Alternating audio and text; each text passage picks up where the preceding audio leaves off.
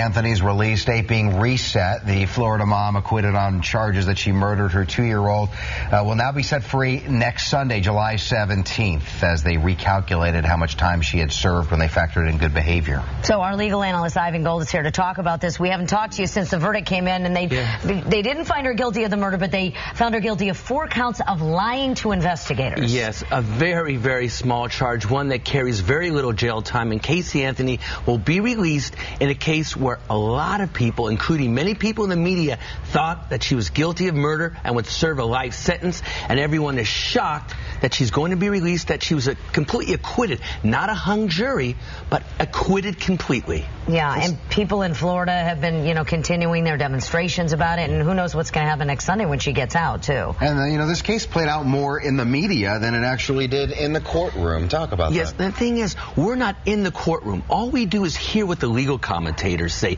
hear what these shows, these tabloid kind of shows talk about. And they're not in there either, Ivan. How do they know what they're talking about? Most of them are not in there. However, these shows get ratings, and people watch these shows, and they form their opinion without being in the courtroom, without really listening to the evidence, and as a result, there's public outrage when, in fact, they don't really know what they're so upset about because they weren't there to really witness the event. Our due process is a very slow, tedious process, and those jurors sat there every day. This case went on for 3 years, but I'll tell you something, Daria and Mark. I think the fact that Casey Anthony is a very attractive young woman, I think personally that really played into her acquittal. She had a look. I think the jurors may have connected with her. They may have liked her. They may have felt sorry for her. They wanted to give her a break. They wanted to acquit her, and they did just that. And that may not be fair, but it's not a perfect system. And though we think the evidence was there, the fact is those jurors made the call. They just didn't have enough to nail her of murder. They just didn't have that real causal link, that piece of evidence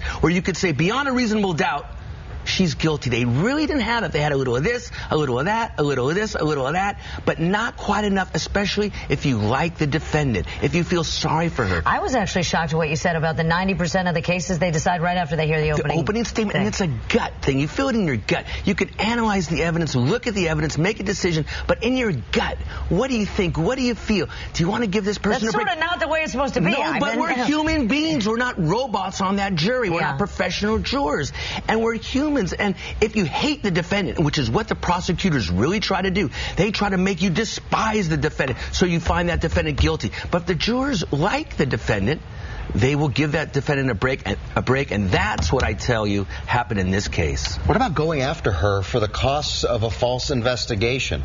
They're going after her for monetary... Yes, and they can get that. Yeah. I don't know if you recall that case about the gentleman who flew in a helium balloon and all that. Balloon man. And they found that he had to pay for the cost. So if you make up some prank or if you do something that really puts the police out, yes, you are civilly liable for those costs. They can get her on that. But I'll tell you this, who's going to get that first interview with Casey Anthony? She's going to make nothing but money out of this. She's going to write a book. She's going to get a big-time interview.